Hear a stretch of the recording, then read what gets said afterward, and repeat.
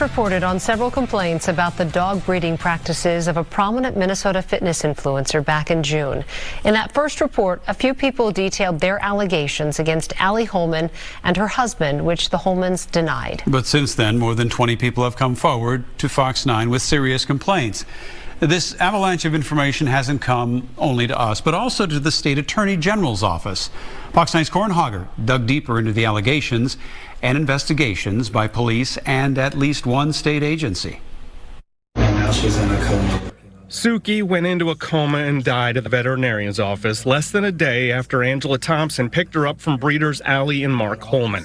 The French Bulldog puppy had bloody stools right away, and the vet confirmed Giardia was the cause. She had become septic from not getting treatment, and it went to the brain. That's what the necropsy ended up showing. Videos and photos of sick and dying dogs add up quickly when customers, partners, and neighbors of Bold North Frenchies come together.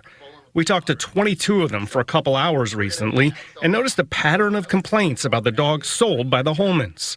I noticed that when she went potty, she had bloody diarrhea. It scared me. We tested positive for Giardia, Coccidia, and Parvo. She was crusted, full of dried poop. She had this severe diarrhea. She had the massive diarrhea with the Giardia and that.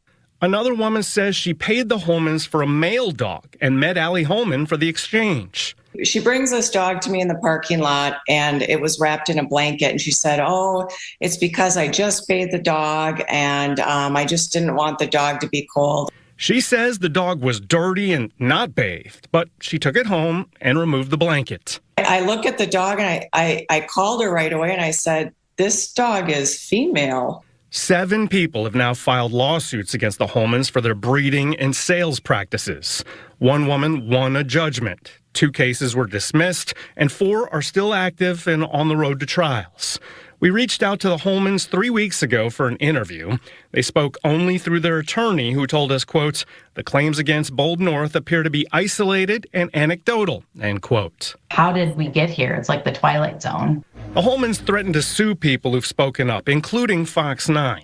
Allie Holman posted on social media that our initial reporting was false, though it's backed up by lawsuits and police records.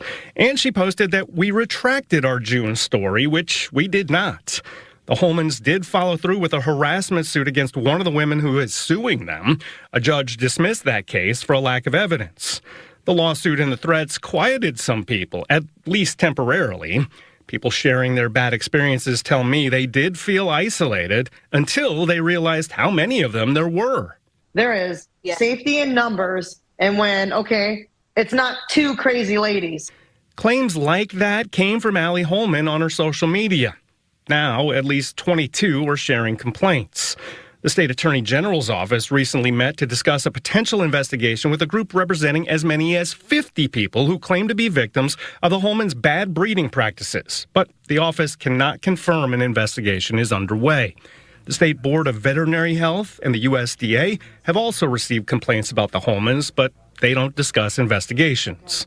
A spokesperson for the Minnesota Board of Animal Health confirms it has investigated the Holmans breeding operation since 2022, but says that investigation is incomplete at this point, largely because, quote, "the subject of the investigation is uncooperative," end quote. The city of Dayton's police chief recently told me they still have an active investigation into whether the Holmans have operated as unlicensed breeders, which is a misdemeanor crime. Minnesota defines commercial breeders as anyone selling dogs or cats having 10 or more adult intact animals and producing more than 5 litters per year. Bold North advertised as a breeder and wrote contracts as a breeder, and some of Allie Holman's social media posts appear to show more than 10 adult animals at their property. But through their attorney, the Holmans deny operating as commercial breeders during the time being investigated. He also says they don't operate as breeders at all anymore, although social media posts show a company called Bark Avenue selling newborn teacup chihuahuas just this month. Arizona state records show the Holmans officially changed the name of Bold North to Bark Avenue this summer. Some of their accusers also shared emails and texts from last month where the Holmans asked about the heat cycles of bulldogs staying with guardians. Those are the families who usually become owners, but only after breeders finish mating them. We guardian 9 dogs for her over the span of a year and a half.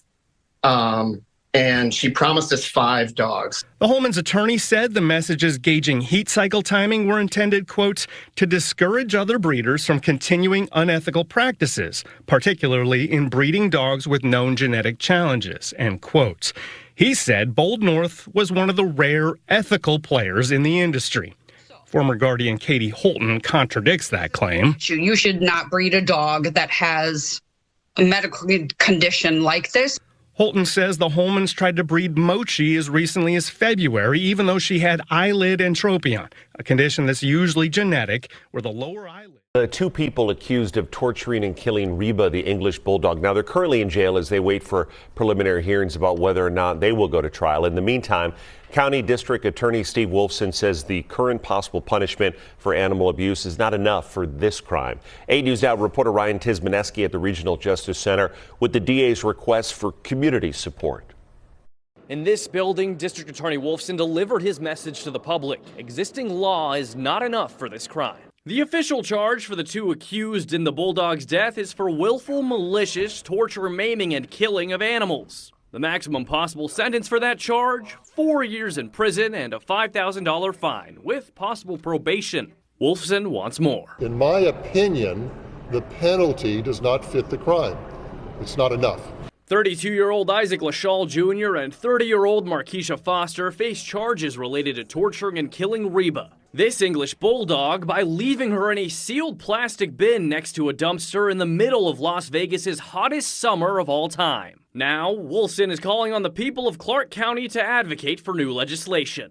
Reach out to your lawmaker. Reach out to your person who represents you in Carson City and urge them to consider a bill to increase the penalties for animal cruelty. Wolfson saying he's received hundreds of emails from people calling for parole, many years in prison, or even the death penalty. He isn't suggesting these punishments. He just doesn't think 4 years with a possible early parole exit is fair. Any increase is sufficient, but a slight increase isn't enough.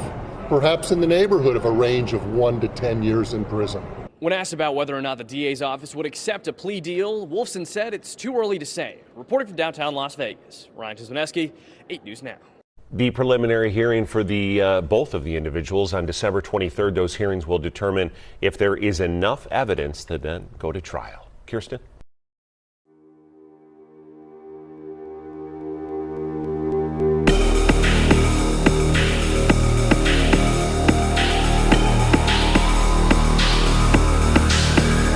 Why you're always trying so hard to make me surrender?